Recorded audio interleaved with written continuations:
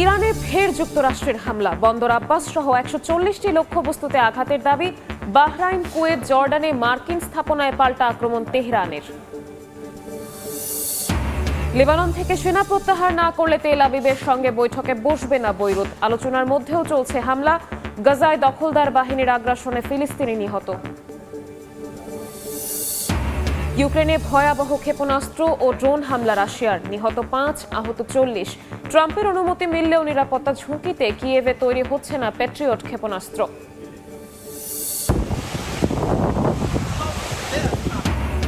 Typhoon বাবির তাণ্ডবে বিপর্যস্ত চীনের পূর্বাঞ্চল, সরানো হলো প্রায় ১৮ লাখ মানুষ। তাইওয়ান, ফিলিপিন্সে ক্ষয়ক্ষতি, নিয়ন্ত্রণে আসছে না ইউরোপের বিভিন্ন দেশের দাবানল।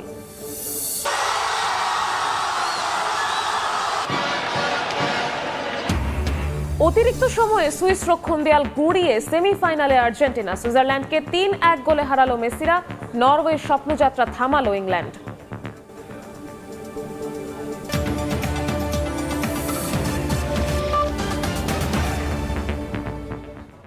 আন্তর্জাতিক সময়ের সঙ্গে আছি আমি শবনব নিবিড়। ইরানে তৃতীয় দফায় হামলা চালিয়েছে যুক্তরাষ্ট্র। ইরানের বন্দর আব্বাস, চাবাহার, সিরিক সহ ১৪০টি লক্ষ্যবস্তুতে আঘাত হানে মার্কিন বাহিনী।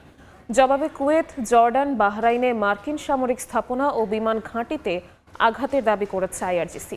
যুক্তরাষ্ট্র চুক্তি ভঙ্গ করলে ইরানও সমঝোতা মানবে না বলে সাফ জানিয়েছে তেহরান। একতরফা চুক্তির যুগ শেষ বলে মন্তব্য করেছেন ইরানের পার্লামেন্টের স্পিকার বাঘের গালিফাফ। হরমুজ প্রণালীতে সাইপ্রাসের পতাকাবাহী একটি বাণিজ্যিক জাহাজে হামলার অভিযোগে শনিবার রাতভর ইরানের শতাধিক লক্ষ্যবস্তুতে আঘাত হানে যুক্তরাষ্ট্র। তেহরানের সক্ষমতা আরও দুর্বল করতে মার্কিন অভিযান অব্যাহত থাকবে বলে জানায় মার্কিন সামরিক বাহিনীর সেন্ট্রাল কমান্ড। ইরানের রাষ্ট্রীয় সম্প্রচার মাধ্যম IRIB জানায়, দক্ষিণাঞ্চলের আসালুয়ে ও বন্দর ই দায়ের এলাকার বাসিন্দারা কয়েকটি বিস্ফোরণের শব্দ শুনেছেন। দেশটির দক্ষিণ পশ্চিম উপকূলের খুজেস্তান প্রদেশের বন্দর ই মাহ শহরে আকাশ প্রতিরক্ষা ব্যবস্থা সক্রিয় করা হয়েছে। ইরানের খোন্দাবে সামরিক ঘাঁটিতে হামলা চালানো হয়েছে বলেও দাবি করেছে তেহরান। পাল্টা জবাব দিয়েছে ইরানও। বাহরাইন, কুয়েত, জর্ডান, কাতারে মার্কিন সামরিক স্থাপনা লক্ষ্য করে আঘাত হানে আইআরজিসি। কাতারের আল উদেইদ বিমানবন্দর, জর্ডানের প্রিন্স হাসান বিমানবন্দর লক্ষ্য করে ব্যালিস্টিক ক্ষেপণাস্ত্র ছোড়া হয়। ওমানের দুকম বন্দরেও ব্যাপক আঘাতের দাবি করেছে আইআরজিসি। ড্রোন প্রতিহতের দাবি করেছে সংযুক্ত আরব আমিরাতও। যুক্তরাষ্ট্র চুক্তি ভঙ্গ করলে তেহরানও সমঝোতা মানবে না বলে হুঁশিয়ারি দিয়েছে ইরান। একতরফা চুক্তির যুগ শেষ বলে তীব্র সমালোচনা করেছেন দেশটির পার্লামেন্টের স্পিকার বাঘের গালিবাফ। এদিকে চলমান উত্তেজনার মধ্যে হরমুজ প্রণালীতে নৌ চলাচল নিয়ে আলোচনার বিষয়ে ওমানের সঙ্গে বৈঠকে বসতে সম্মত হয়েছে ইরান। এর আগে হরমুজ প্রণালী বন্ধের ঘোষণা দেয় আইআরজিসি। রাইসা জান্নাত, সময় সংবাদ। ইসরায়েলি সেনা প্রত্যাহার না হলে পরবর্তী আলোচনায় বসবে না লেবানন। মার্কিন সামরিক প্রতিনিধি দলের সঙ্গে বৈঠকে একথা জানিয়েছে বৈরুত। এর মধ্যেই লেবাননের দক্ষিণাঞ্চলে হামলা ও অভিযান অব্যাহত রেখেছে নেতানিয়াহু বাহিনী। নিয়ন্ত্রিত নিরাপত্তা অঞ্চলে হিজবুল্লাহ সদস্যদের লক্ষ্য করে হামলায় নিহত হয়েছেন একজন। লেবাননে বৈরুতে ইসরায়েলি সেনা প্রত্যাহার নিয়ে আলোচনা চললেও দক্ষিণাঞ্চলে থামছে না সামরিক অভিযান। এমন পরিস্থিতিতে বৈঠকে বসে মার্কিন ও লেবাননের সামরিক প্রতিনিধি দল। আলোচনা করে কাঠামোগত চুক্তির প্রথম ধাপ বাস্তবায়নের উপায় নিয়ে। এই সময় কেন্দ্রবিন্দু ছিল চুক্তিতে উল্লেখ থাকা দুটি পাইলট জোনের প্রথমটিতে কিভাবে ইসরায়েলি সেনা প্রত্যাহার করে সেখানে লেবাননের সেনাবাহিনী মোতায়েন করা হবে। আগামী সপ্তাহে রোমে ইসরায়েল লেবাননের নতুন দফার আলোচনা হওয়ার কথা রয়েছে। তবে বৈঠকে লেবানন স্পষ্ট করে জানিয়ে দিয়েছে, পাইলট জোন থেকে ইসরায়েলি সেনা প্রত্যাহার না হলে আলোচনা এগোবে না। মার্কিন প্রতিনিধি দলকে লেবানন সেনাবাহিনী জানিয়েছে ওই এলাকাগুলোর নিরাপত্তার দায়িত্ব নিতে তারা প্রস্তুত। রোমের বৈঠকে লেবাননের প্রতিনিধি দলের সামরিক কর্মকর্তারা থাকবে না বলেও নিশ্চিত করেছে বৈরুত। তবে কূটনৈতিক তৎপরতার মধ্যেও থামেনি ইসরায়েলি সামরিক অভিযান। দক্ষিণাঞ্চলে আল মানসুরি শহরে আবাসিক এলাকায় হামলায় বেশ কয়েকজন আহত হয়েছেন। বেত ইয়াহুন এলাকায় ট্যাঙ্ক ও বুলডোজার নিয়ে অগ্রসর হয়েছে নেতানিয়াহুর সেনারা। হৌলা ও নাবাতিয়া সহ বিভিন্ন এলাকায় বাড়িঘরে আগুন ও বিস্ফোরণের ঘটনাও ঘটেছে। একই সঙ্গে আল মানসুরির বাসিন্দাদের উদ্দেশ্যে লিফলেট ছড়িয়ে সতর্ক করে বলেছে ঘোষিত নিরাপত্তা অঞ্চল থেকে দূরে থাকতে। এদিকে ইসরায়েলের দাবি, তাদের নিয়ন্ত্রিত নিরাপত্তা অঞ্চলে ট্যাঙ্ক বিধ্বংসী ক্ষেপণাস্ত্র সরিয়ে নেওয়ার সময় হিজবুল্লাহর সদস্যদের লক্ষ্য করে হামলা চালানো হয়, যদিও হতাহতের সংখ্যা জানানো হয়নি। মালিহা সুহরওয়ার্দী, সময় সংবাদ। গাজায় যুদ্ধবিরতি কার্যকর থাকলেও থামছে না প্রাণহানি। মধ্যাঞ্চলের নুসেইরাতে ড্রোন হামলায় এক ফিলিস্তিনি নিহত হয়েছেন, আহত হয়েছেন আরও কয়েকজন। একই সঙ্গে কামাল আদওয়ান হাসপাতাল প্রাঙ্গণে ড্রোন থেকে বিস্ফোরক ফেললে আহত হন চিকিৎসক ও রক্ষণাবেক্ষণ কর্মী।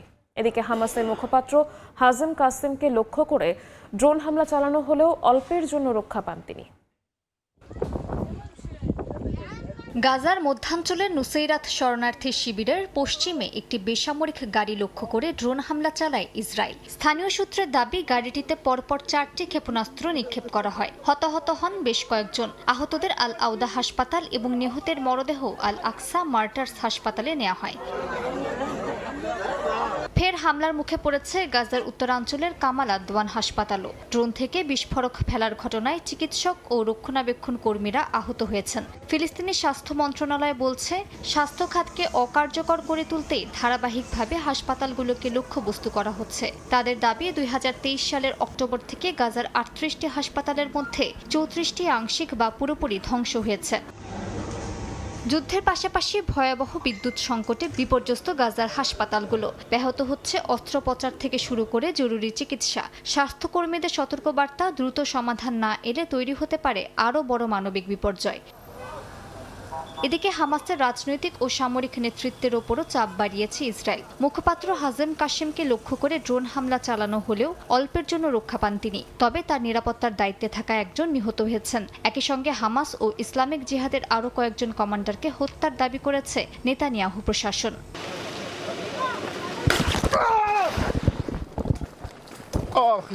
অধিকৃত পশ্চিম তীরে সিএনএনের সংবাদকর্মীদের বহনকারী একটি গাড়িতে হামলার অভিযোগে কয়েকজন ইসরায়েলি বসতি স্থাপনকারীকে আটক করেছে ইসরায়েলি পুলিশ। ইসরায়েলি পুলিশের বরাত দিয়ে দ্য টাইমস অফ ইসরায়েল জানিয়েছে, পশ্চিম তীরে সিনজিল শহরে সিএনএনের একটি গাড়ির পথ রোধ করে ভাঙচুর করে বসতি স্থাপনকারীরা। অভিযুক্তদের গাড়ি থেকে লাঠি ও একটি ছুরিও উদ্ধার করা হয়েছে। মালিহা সুহরওয়ার্দী, সময় সংবাদ। ইউক্রেনের রাজধানী কিয়েভ সহ বিভিন্ন অঞ্চলে ভয়াবহ ক্ষেপণাস্ত্র ও ড্রোন হামলা চালিয়েছে রাশিয়া। এতে সুমি অঞ্চলে শিশুসহ 5 জন নিহত হয়েছেন, আহত হয়েছেন অন্তত 30 জন। অন্য হামলায় কিয়েভের বিভিন্ন এলাকায় অন্তত 10 জন আহত হয়েছেন। এদিকে ট্রাম্পের অনুমতি পেলেও নিরাপত্তাজনিত কারণে প্যাট্রিয়ট ক্ষেপণাস্ত্র তৈরি করতে পারছে না ইউক্রেন।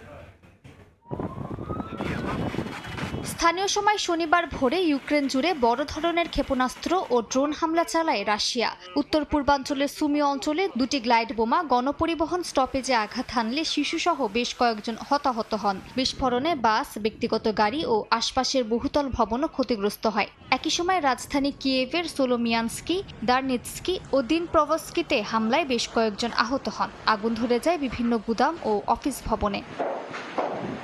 ইউক্রেনের প্রেসিডেন্ট ভলোদিমির জেলেনস্কি জানিয়েছেন, রাতে রাশিয়া 6টি ব্যালিস্টিক এবং 121টি ড্রোন নিক্ষেপ করে। বিমান বাহিনীর দাবি, 2টি ক্ষেপণাস্ত্র এবং 111টি ড্রোন ধ্বংস বা ইলেকট্রনিকভাবে নিষ্ক্রিয় করা হয়েছে। তবে সরাসরি অন্তত 11টি স্থানে হামলার তথ্য নিশ্চিত করেছে কিয়েভ। জেলেনস্কি আবারও বলেছেন, দেশের আকাশ প্রতিরক্ষায় বড় ধরনের ঘাটতি রয়েছে।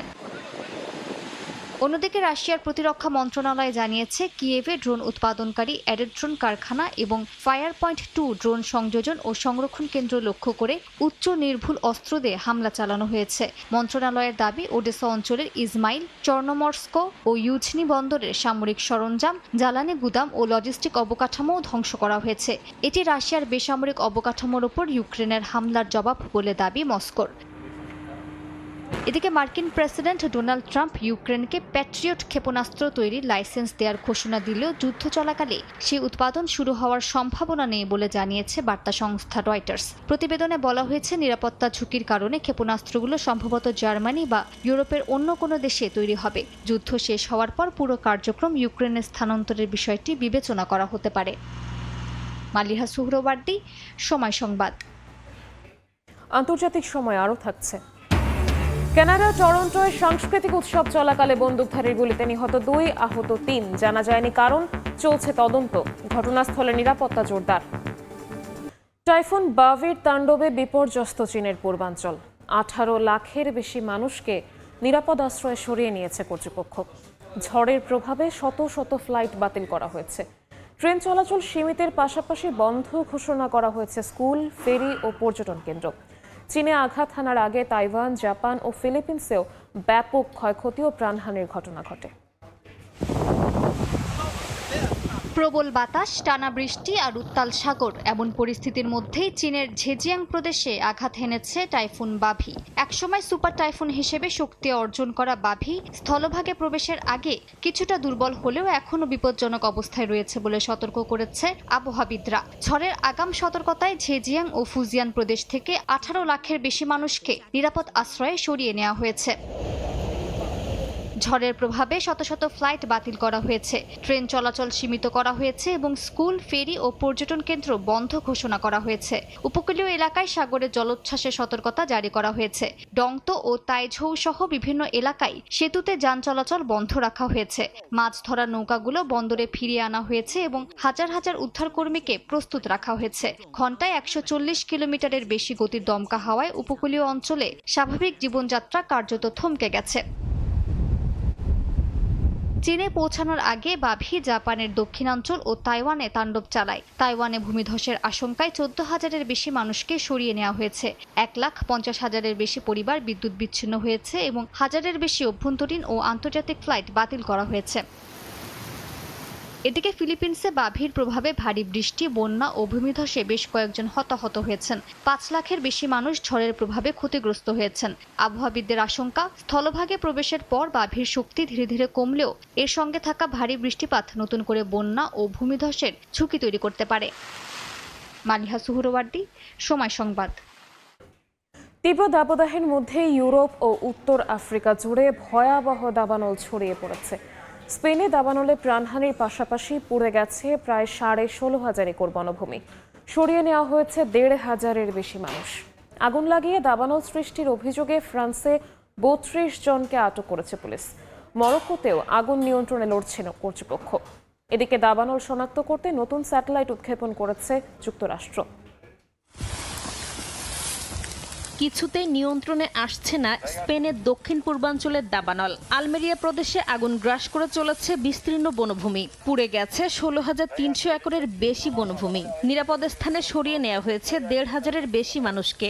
আগুন নিয়ন্ত্রণে কাজ করে চলেছেন 5 শতাধিক দমকল কর্মী। লস গালিয়ার্দোস এলাকার কাছে শুরু হওয়া এই দাবানলে বেশ কয়েকজনের মৃত্যুর খবর পাওয়া গেছে। আহতদের মধ্যে কয়েকজনের অবস্থা গুরুতর হওয়ায় প্রাণহানি আরও বাড়তে পারে বলে আশঙ্কা করা হচ্ছে।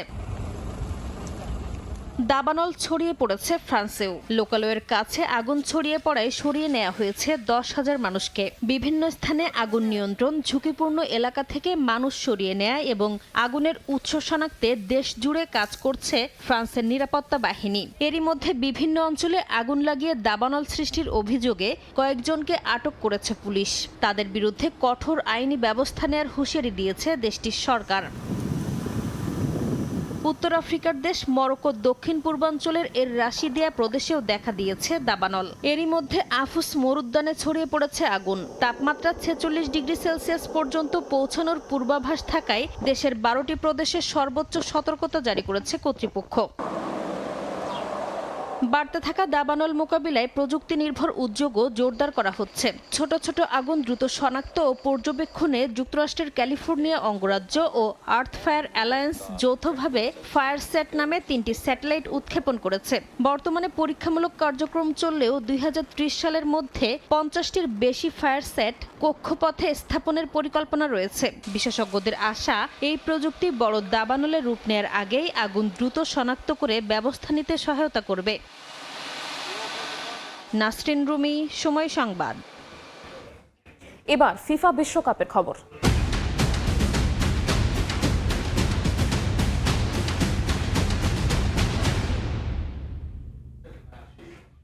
অতিরিক্ত সময়ে সুইস রক্ষণ দেয়াল গুঁড়িয়ে সেমিফাইনালে আর্জেন্টিনা। 10 জনের সুইজারল্যান্ডকে 3-1 গোলে হারিয়ে টানা দ্বিতীয়বার সেমির মঞ্চে মেসিরা।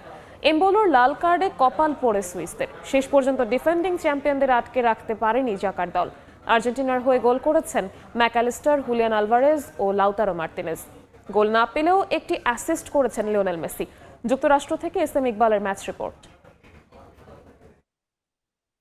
মাঠে নামার আগেই দুঃসংবাদ আর্জেন্টিনা শিবিরে। পৃথিবীর মায়া ত্যাগ করেছেন দেশটির 89 বছর বয়সী কিংবদন্তি মিডফিল্ডার অ্যান্তোনিও রাত্তিন। সুইজারল্যান্ডের বিপক্ষে তাই হাতে কালো ব্যাজ পরে টিম আলবিসেলেস্তে। শীর্ষ 4 নিশ্চিত করার ম্যাচে আগের একাদশেই আস্থা রেখেছিলেন লিওনেল স্ক্যালোনি।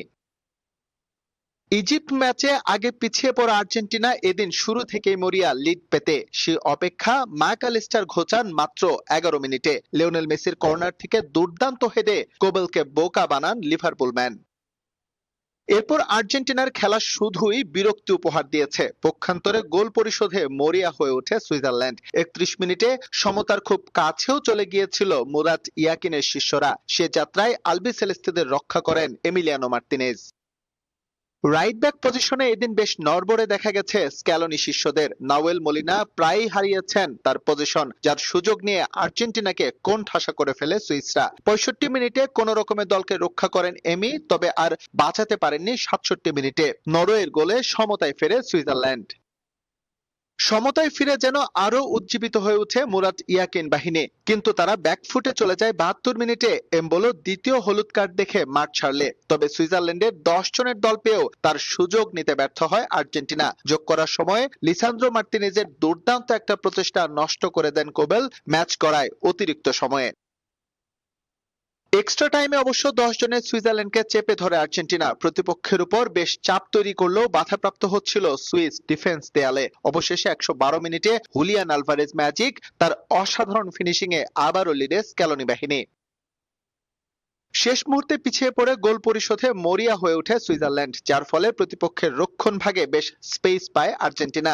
যে সুযোগ কাজে লাগাতে ভুল করেনি বর্তমান চ্যাম্পিয়নরা। এক্সট্রা টাইমে যোগ করার সময় থিয়াগো আলমাদার শট সুইস গোলির প্রথম প্রচেষ্টায় প্রতিহত করলেও বল চলে যায় লাউতারো মার্তিনেজের কাছে। তার ক্লিয়ার ফিনিশিং এ 3-1 ব্যবধানের জয় নিয়ে টানা দ্বিতীয়বারের মতো বিশ্বকাপের সেমিফাইনাল নিশ্চিত করে আর্জেন্টিনা।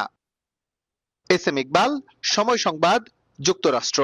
ভারতের সুপ্রিম কোর্টে বিচারকদের কাগজপত্র ছুঁড়ে ফেলে আলোচনার জন্ম দিয়েছেন এক আবেদনকারী। স্থানীয় সময় শুক্রবার বিচারপতি কে.ভি. বিশ্বনাথন ও বিচারপতি অলোক আরাধের বেঞ্চে শুনানির সময়ে ঘটনা ঘটে। আবেদনকারী প্রবল প্রতাপ লখনৌয়ের এক অতিরিক্ত পুলিশ সুপারের বিরুদ্ধে এফআইআর করার নির্দেশ চেয়ে সুপ্রিম কোর্টে যান।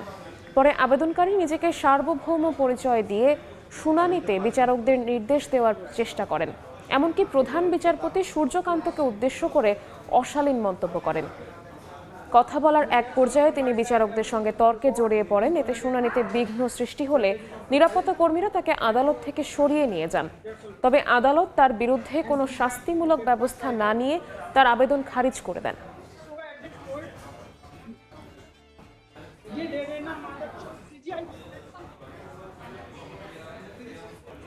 কানাডার টরন্টোতে লাতিন সাংস্কৃতিক উৎসব চলাকালে বন্দুকধারীর গুলিতে 2 জন নিহত ও অন্তত 5 জন আহত হয়েছেন।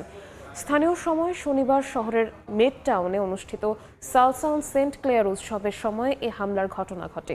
গুলিবিদ্ধ 5 জনকে উদ্ধার করা হলে ঘটনাস্থলেই 2 জনকে মৃত ঘোষণা করা হয়। আহতদের অবস্থা সম্পর্কে তাৎক্ষণিকভাবে বিস্তারিত জানায়নি পুলিশ। হামলার পরপরই উৎসবস্থল ঘিরে ফেলে আইনশৃঙ্খলা বাহিনী এবং শুরু হয় তদন্ত।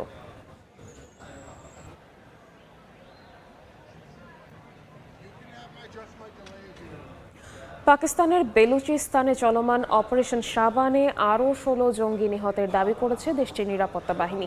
এতে অভিযানে নিহতের সংখ্যা বেড়ে 64 জনে দাঁড়িয়েছে। পাকিস্তানি নিরাপত্তা সূত্র জানায় জিয়ারাতের মাঙ্গি ড্যাম পুলিশ পোস্টে হামলার পর শুরু হওয়া অপারেশন শাবান এ সেনাবাহিনী, ফ্রন্টিয়ার কর্পস ও বেলুচিস্তান পুলিশ যৌথভাবে স্থল ও আকাশ অভিযান এখনও চলমান রয়েছে। জব্দ করা হয়েছে অস্ত্র, হ্যান্ড গ্রেনেড, মোটরসাইকেল ও মোবাইল ফোন। এছাড়া বেলুচিস্তানের বিভিন্ন স্থানে সন্ত্রাস বিরোধী অভিযানে 102 জঙ্গি নিহতের কথা জানিয়েছে নিরাপত্তা বাহিনী। নাইজেরিয়ার উত্তর পশ্চিমাঞ্চলীয় জামফারা রাজ্যে বড় ধরনের সামরিক অভিযানে 3 শতাধিক সশস্ত্র জঙ্গি ও ডাকাত নিহতের দাবি করেছে দেশটির সেনাবাহিনী। এক বিবৃতিতে দেশটির সামরিক বাহিনী জানায়, অপহরণ, চাঁদাবাজি ও গবাদি পশু লুটে জড়িত সশস্ত্র গোষ্ঠীগুলোকে লক্ষ্য করে রাজ্যের গুমি জেলায় 2 দিন ব্যাপী এ যৌথ অভিযান পরিচালনা করা হয়। স্থানীয় গণমাধ্যমের তথ্য অনুযায়ী নাইজেরিয়ার উত্তর ও মধ্যাঞ্চলে মুক্তিপণের জন্য অপহরণ, গ্রামে হামলা এবং কৃষকদের কাছ থেকে জোরপূর্বক অর্থ আদায়ের মতো অপরাধে দীর্ঘদিন ধরে ত্রাস সৃষ্টি করে আসছে এসব গোষ্ঠী। আন্তর্জাতিক সময় আরও থাকছে। মারা গেছেন আধুনিক কাতারের স্থপতি সাবেক আমির শেখ হামাদ। ৭৪ বছর বয়সে বার্ধক্যজনিত কারণে শেষ নিঃশ্বাস ত্যাগ, বিশ্ব নেতাদের শোক। কাতারের সাবেক আমির শেখ হামাদ বিন খালিফা আল থানি মারা গেছেন। স্থানীয় সময় রোববার ৭৪ বছর বয়সে শেষ নিঃশ্বাস ত্যাগ করেন তিনি। এক বিবৃতিতে কথা জানায় কাতারের আমিরি দিওয়ান। সাবেক আমিরের মৃত্যুকে অপূরণীয় উল্লেখ করে এই ঘটনায় গভীর শোক প্রকাশ করেন তিনি। ১৯৯৫ সালে ক্ষমতায় এসে কাতারের অর্থনীতি, জ্বালানি খাত, কূটনীতি ও আন্তর্জাতিক অঙ্গনে দেশটির অবস্থান শক্তিশালী করতে গুরুত্বপূর্ণ ভূমিকা রাখেন শেখ হামাদ।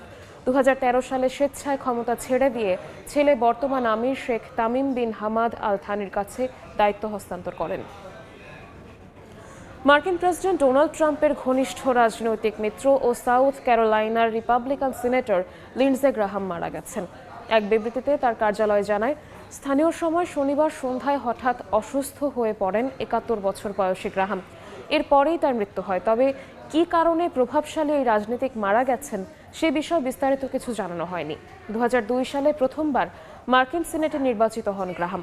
জাতীয় নিরাপত্তা ও পররাষ্ট্রনীতি বিষয়ে রিপাবলিকান পার্টির অন্যতম প্রভাবশালী কণ্ঠ ছিলেন তিনি। ৪ বছর পর রাজা তৃতীয় চার্লসের সঙ্গে দেখা করলেন প্রিন্স হ্যারি ও তার পরিবার। দীর্ঘদিনের পারিবারিক দূরত্ব কমানোর ইঙ্গিত দিচ্ছে এই সাক্ষাৎ। তবে এই পুরো সফরে ছিল ব্যক্তিগত, তাই প্রকাশ করা হয়নি কোনো ছবি।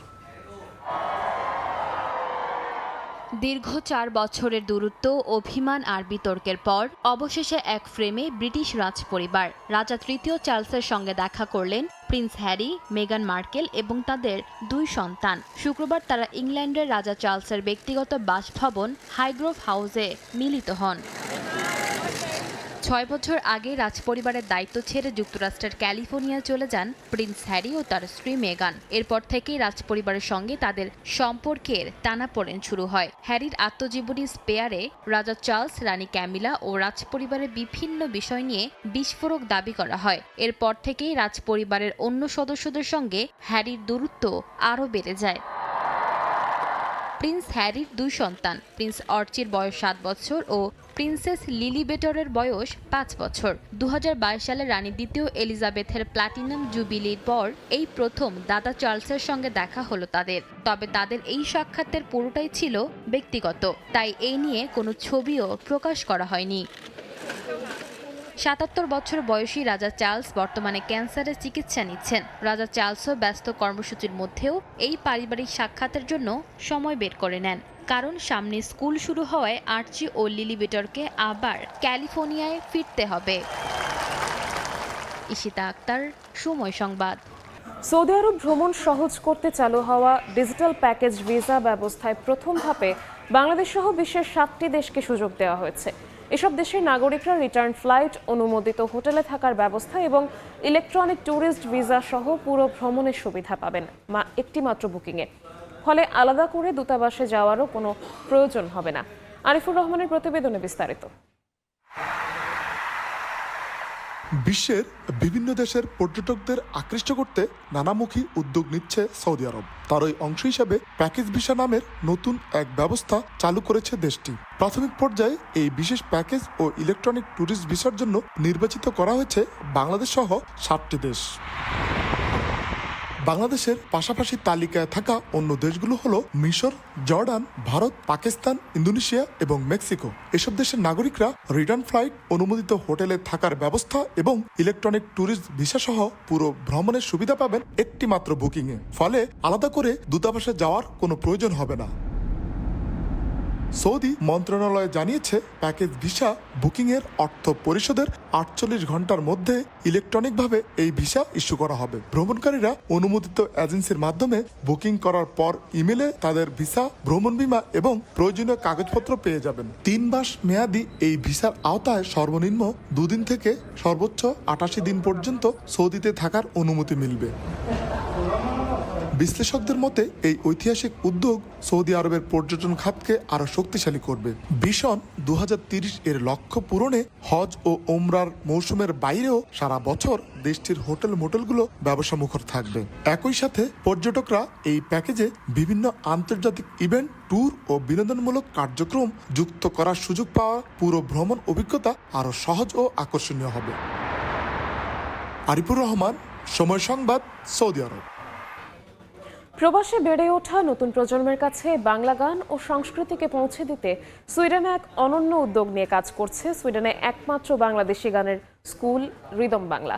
প্রতিষ্ঠাবার্ষিকী উপলক্ষে জমকালো আয়োজনের মধ্য দিয়ে গান, কেক কাটা এবং সাংস্কৃতিক পরিবেশনায় মুখর হয়ে ওঠে আয়োজন। সুইডেন থেকে আরো জানাচ্ছেন শফিউল আলম। প্রবাসের মাটিতে বাংলা ভাষা, গান ও সংস্কৃতিকে নতুন প্রজন্মের মাঝে ছড়িয়ে দেওয়ার লক্ষ্যে যাত্রা শুরু করে রিদম বাংলা। আর তাই প্রতিষ্ঠানটির প্রতিষ্ঠা বার্ষিকীর অনুষ্ঠানেই শিশুদের গান, কেক কাটা এবং নানা সাংস্কৃতিক আয়োজনে মুখর হয়ে ওঠে পরিবেশ। একসময় সিলেট বেতারের নিয়মিত শিল্পী ছিলেন এই গানের স্কুলের প্রতিষ্ঠাতা এবং সঙ্গীত শিক্ষিকা। বর্তমানে সুইডেনে ভিন্ন পেশা কর্মরত থাকলেও দেশের সংস্কৃতির প্রতি ভালোবাসা থেকেই গড়ে তুলেছেন রিদম বাংলা। তার মতে, প্রবাসে বেড়ে ওঠা শিশুদের বাংলা গান ও সংস্কৃতির সঙ্গে পরিচয় করে দিতে এমন উদ্যোগের কোনো বিকল্প নেই। এই যে ছোট ছোট বাচ্চাদের শেকড় কিন্তু বাংলাদেশ, কিন্তু সুইডেনে ওরা শিখছে বাংলা গান। রিদম বাংলা সব সময় চেষ্টা করে যাচ্ছে বাংলাটা, ভাষাটা ওদের ভেতরে গেঁথে দিতে। আনন্দে হোক, দুঃখে হোক, ওরা যেন গান নিয়ে ওদের জীবন যাপন করতে পারে। অনুষ্ঠানে শিশুদের পরিবেশনায় উঠে আসে রবীন্দ্রনাথ, নজরুল ইসলামের ছড়া গান ও আধুনিক বাংলা গান।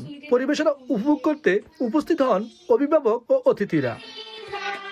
প্রবাসে সন্তানদের বাংলা ভাষা ও সংস্কৃতির সঙ্গে যুক্ত রাখতে এমন উদ্যোগ গুরুত্বপূর্ণ ভূমিকা রাখছে বলে মনে করেন অভিভাবকরা। আগামী প্রজন্মের সুরজ মূর্ছনায় আমাদের পরবর্তী সময়টুকু অতিবাহিত করতে এবং আমাদের বাঙালি সংস্কৃতিকে, পাশ্চাত্যের সংস্কৃতিতে একটা বিশাল ভূমিকা রাখার অবস্থান সৃষ্টি করতে। রিদম বাংলা শুধু একটি সঙ্গীত শিক্ষার স্কুল নয়, এটি আসলে একটি বাংলা ভাষারও একটি চর্চা হচ্ছে, বোঝার চর্চা হচ্ছে। দেশের সংস্কৃতি ও সঙ্গীত চর্চাকে প্রবাসের নতুন প্রজন্মের কাছে পৌঁছে দিতে রিদম বাংলা ভবিষ্যতে ভূমিকা রাখবে বলে আশা সংশ্লিষ্টদের। শফিউল আলম, সময় সংবাদ, সুইডেন। স্পেনের ঐতিহ্যবাহী সান ফার্মিন উৎসবের পঞ্চম দিনের ষাঁড় দৌড়ে ভয়াবহ বিশৃঙ্খলা। শনিবার ষাঁড়গুলো হঠাৎ জনাকীর্ণ পথে উঠে গেলে হুড়োহুড়ি শুরু হয়। এতে অন্তত 14 জন আহত হন। আহতদের 2 জনের অবস্থা গুরুতর বলে জানা গেছে। গেল সোমবার থেকে শুরু হওয়া এই আয়োজন চলবে 14 জুলাই পর্যন্ত। স্থানীয় সময় শনিবার সকালে স্পেনের উত্তরাঞ্চলীয় শহর পাম্পলোনার সরু পাথরের রাস্তায় শুরু হয় সান ফার্মিন উৎসবের পঞ্চম দিনের ঐতিহ্যবাহী ষাঁড় দৌড়। আয়োজন শুরুর আগে পরিস্থিতি স্বাভাবিক থাকলেও খোয়ার থেকে ছেড়ে দেয়া ষাঁড়গুলো হঠাৎ জনাকীর্ণ পথে ছুটে গেলে বাধে বিপত্তি। মুহূর্তেই শুরু হয় বিশৃঙ্খলা। প্রাণ বাঁচাতে ছোটাছুটির মধ্যে কয়েকজন অংশগ্রহণকারী হোঁচট খেয়ে পড়ে যান। মাত্র 2 মিনিট 36 সেকেন্ডের ওই দৌড়ে তাদের উপর দিয়ে ছুটে যায় কয়েকটি ষাঁড়। স্থানীয় কর্তৃপক্ষ বলছে, হুড়োহুড়ির মধ্যে পদদলিত হয়ে ও ষাঁড়ের শিংয়ের আঘাতে বেশ কয়েকজন আহত হয়েছেন। তাদের মধ্যে কয়েকজনকে হাসপাতালে ভর্তি করা হয়েছে। 2 জনের অবস্থা গুরুতর বলে জানিয়েছে হাসপাতাল কর্তৃপক্ষ। প্রত্যক্ষদর্শীরা জানান, অনেক দৌড়বিদ শেষ মুহূর্ত পর্যন্ত ষাঁড়গুলো তাদের পেছনে থাকার বিষয়টি বুঝতে পারেনি। ঘটনার তাৎক্ষণিকতা, ভিড় ও বারবার পড়ে যাওয়ার কারণে পুরো পথে একের পর এক ঘটে দুর্ঘটনা। এর আগে সবশেষ 2009 সালে এই আয়োজনে একজন দৌড়বিদ নিহত হয়। এরপর আর প্রাণহানির ঘটনা না ঘটলেও প্রায় প্রতি বছরই ষাঁড়ের শিংয়ের আঘাত, হাড় ভাঙা এবং গুরুতর আহত হতে দেখা গেছে। সান ফার্মিন উৎসবের ইতিহাস কয়েকশো বছরের পুরানো হলেও আন্তর্জাতিক পরিচিতি পায় 1926 সালে মার্কিন সাহিত্যিক আর্নেস্ট হেমিংওয়ের বিখ্যাত উপন্যাস দ্য সান অলসো রাইজেস প্রকাশের পর। এবছর সেই উপন্যাস প্রকাশের 100 বছর পূর্তি উদযাপনের মধ্যেই চলছে উৎসব। প্রতি বছর এই আয়োজন দেখতে ও অংশ নিতে বিশ্বের বিভিন্ন দেশ থেকে ভিড় করেন হাজারো মানুষ। নাসরিন রুমি, সময় সংবাদ। আন্তর্জাতিক সময়ের শীর্ষ সংবাদগুলো জানিয়ে দিচ্ছি আরও একবার।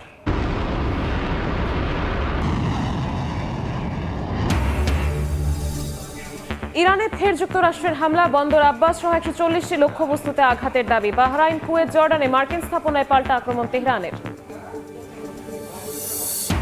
লেবানন থেকে সেনা প্রত্যাহার না করলে তেল আবিবের সঙ্গে বৈঠকে বসবে না বৈরুত। আলোচনার মধ্যেও চলছে হামলা।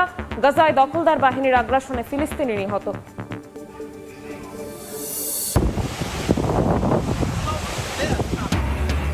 টাইফুন বাবির তাণ্ডবে বিপর্যস্ত চীনের পূর্বাঞ্চল। সরানো হলো প্রায় 18 লাখ মানুষ। তাইওয়ান, ফিলিপিন্সে ক্ষয়ক্ষতি, নিয়ন্ত্রণে আসছে না ইউরোপের বিভিন্ন দেশের দাবানল।